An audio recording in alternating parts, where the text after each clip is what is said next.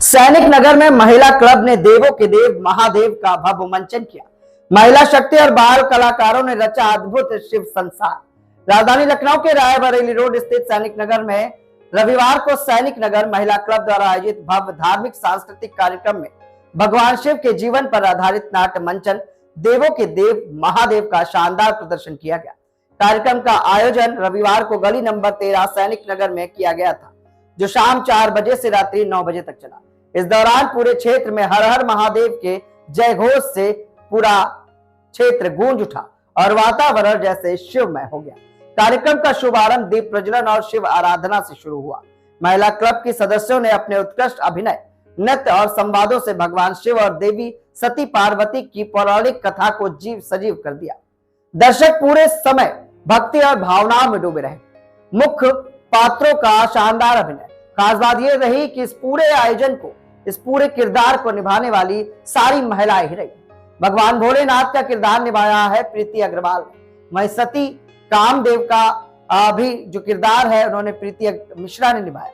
मां पार्वती बनी रेणु कार्की, बाल पार्वती अद्रिका, गंगारती नेहा निगम, नंदी बने सुनीता श्रीवास्तव, पंडित जी बने लक्ष्य, भगवान विष्णु स्वाति सिंह बने, माता लक्ष्मी की भूमिका अनामिका यादव ने निभाई, देवर्षि नारद अंजुर मिता, वहीं ब्रह्मा की भूमिका अर्चना पांडे, इंद्र की भूमिका शालिनी पांडे ने निभाई, राजा दक्ष की भूमिका संगीता द्विवेदी ने निभाई, रानी प्रसूता बनी मिथिलेश, राजा हिमवान संगीता वर्मा बनी, रानी मैनावती रूपा श्रीवास्तव बनी, राजा भगीरथ नेहा सिंह बनी, राजा जलंधर चुनमुन शुक्ला बनी, वृंदा सुषमा पांडे बनी, भगवान गणेश बनी हनु कार्तिकेय, आदित्य ऋषि लक्ष्य पांडे, नर्तिका इंद्राणी सीमा, नर्तिका कंचन, इन सभी ने इस पूरे आयोजन में महत्वपूर्ण भूमिका निभाई। मैनेजमेंट टीम में रानी श्रीवास्तव, उषा चौहान, तन्मय श्रीवास्तव, मुकुल श्रीवास्तव शामिल रहे।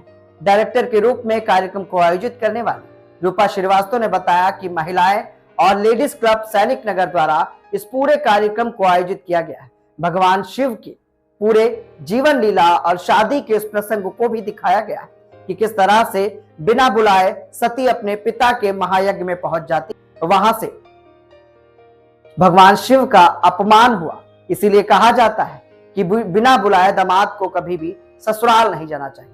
कार्यक्रम की निर्देशिका रूपा श्रीवास्तव ने बताया कि इस मंचन का उद्देश्य समाज में धार्मिक मूल्यों और नारी सशक्तिकरण की भावना को प्रोत्साहित करना है। उन्होंने कहा कि महिला क्लब की सदस्यों ने अपनी दिनचर्या के बीच समय निकालकर इस आयोजन को सफल बनाया है। पूरे आयोजन में रजनी श्रीवास्तव, उषा चौहान, तन्मय श्रीवास्तव, मुकुल श्रीवास्तव ने व्यवस्थापना की कमान संभाली। मंचन के दौरान संगीत, परिधान और अभिनय की भव्यता ने सभी का मन मोह लिया। कार्यक्रम के समापन पर भगवान शिव की आरती की गई और सभी दर्शकों को प्रसाद भी वितरित किया गया।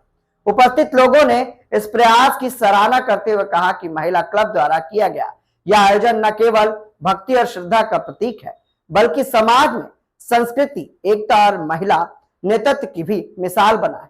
आइए आपको दिखाते हैं हमारी ये खास रिपोर्ट। कि मेरी फूल सी पुत्री जो इस महलों के ऐशो आराम में पली है, जो स्वयं शक्ति स्वरूपा है, वो क्या उस वन में वनवासी के पास रह पाएगी? तुम्हारा मुझसे ज्यादा है कोई नहीं जानता। महादेव मेरे मन में, मैंने महादेव को अपने वर के रूप में चुन लिया है। और जब एक स्त्री किसी को अपने वर के रूप में चुन लेती है तो वह किसी पर पुरुष की तरफ देखती भी नहीं है। इस वरमाला पे मात्र मेरे महादेव होना पड़ेगा पुत्री। आप भ्रम में पिताश्री, महादेव यही है। और जब भी मैं उनका वर्ण करूंगी, जब भी मैं मेरे पिता का अपमान किया, जिसने मेरे पिता का सिर काट दिया, तुम उसी विरोधी को तुम वरमाला और वर के रूप में चुन रही हो। इसके लिए तुम्हें एक दिन अवश्य पश्चाताप होगा पुत्री। पिताश्री, बस शिव, तुमने जो तक्ष के महल में आने का दुस्साहस किया है, ये परम दंडनीय और निंदनीय है। अरे तू तो बिना बुलाए कहीं नहीं जाता, तो यहाँ किस अधिकार से आया है? सभा में सम्मिलित होने के लिए जा रहे हैं।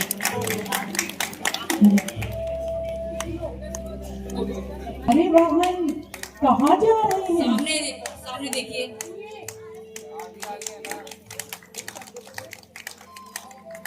विष्णु भगवान जा रहे हैं, रुक जाइए, सीन में आइए। रुके नहीं। चित्र व्यवहार क्यों कर रहे हैं? इंद्रदेव, ब्रह्मदेव, ये यहाँ से नारद देव प्रणाम। प्रणाम दे, यज्ञ का आयोजन किया है। महाराज दक्ष ने आयोजन रखा है और अपनी बेटी और दामाद को नहीं बुलाया।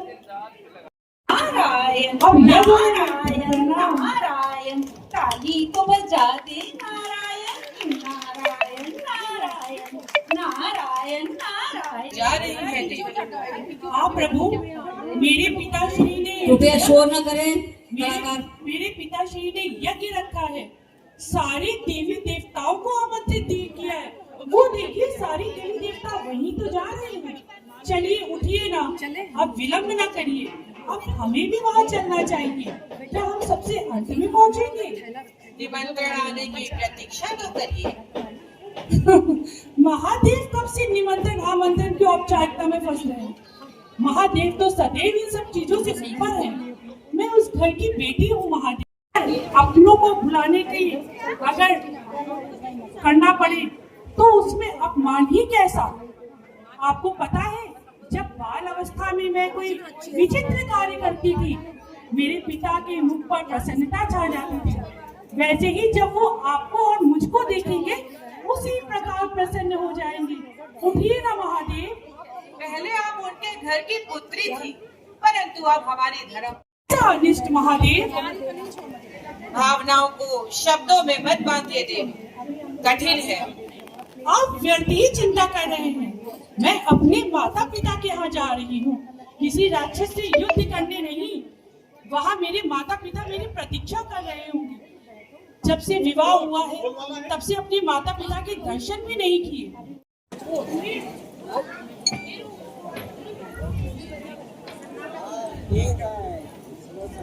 प्रणाम।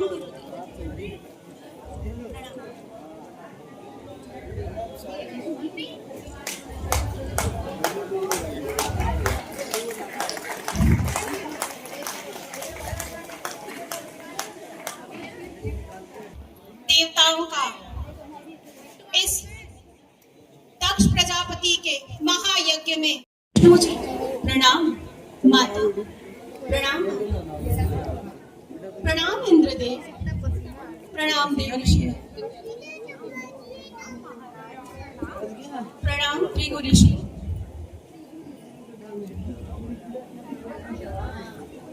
विचित्र व्यवहार क्यों कर रहे हैं? प्रणाम पिताश्री। कौन पिताश्री? सारे देवों का भाग लगा है, परंतु इसमें महादेव का भाग कहाँ है पिताश्री?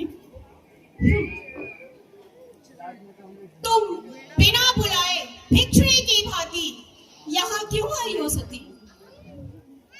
मेरे पिताश्री ने यज्ञ रखा था, यही सोच के एक पुत्री आई है पिताश्री। यही सोच के पिताश्री के घर आई है, मेरी पुत्री आई है। वो पुत्री जिसने अपने माता पिता का मान नहीं रखा, दुश्मन के साथ चली गई, वो आज मुझे पिता धर्म सिखाने आई है। आपने क्रोध में मुझे नहीं बुलाया, उचित है, पर ऐसे मंगल कार्य में आपने महामंगलकारी महादेव को भी निमंत्रित नहीं किया। बस करो सती, तुम बिना निमंत्रण यहाँ आई हो, कोई बात नहीं, परंतु यहाँ आकर मेरे अतिथियों और देवताओं का अपमान करने का तुम्हें कोई अधिकार नहीं। क्या ये सारी शिष्टता तुम उस शिव के साथ रह के भूल गई? महादेव अति पावन, अति पवित्र, जिनके नृत्य आप ये यज्ञ करना चाहते हैं, ये हवन हो ही नहीं सकता पिताश्री, क्योंकि बिना महादेव के ये यज्ञ अपवित्र है। अच्छा, तो उसने तुम्हें यहाँ सिखा पढ़ा करके भेजा है कि तुम जाओ मेरा गुणगान दक्ष के पास करो, और दक्ष